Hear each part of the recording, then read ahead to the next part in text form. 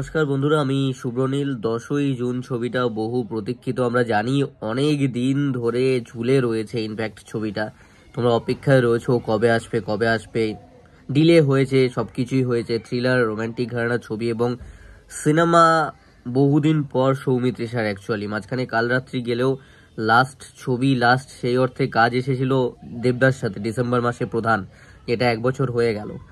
তো ফাইনালি জানা গেছে যে নেক্সট যে সেকেন্ড সিনেমাটা সৌমিত্রিষা কুণ্ডু অভিনীত সেটা কবে আসছে। জানুয়ারি মাসের 17 তারিখ রিলিজ ডেট ধার্য করা হয়েছে, 17ই জানুয়ারি 2025 ছবিটা আসছে, অর্থাৎ আর 1 মাসও বাকি নেই।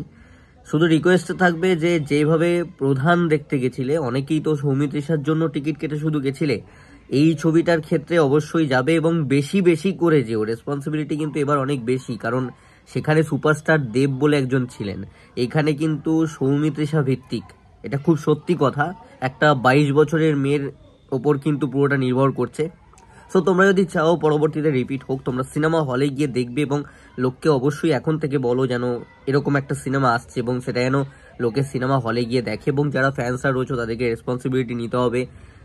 অপরিচিত পরিচিত নতুন যারা হচ্ছে পরিবারের লোক, তাদের সকলের সঙ্গে শেয়ার করবে, ট্রেলার দেখাবে, গানটা শোনাবে, কলার টিউন রাখতে পারো, বিভিন্নভাবে তোমাদেরকে রেসপন্সিবিলিটি নিতে হবে প্রচারটা করার।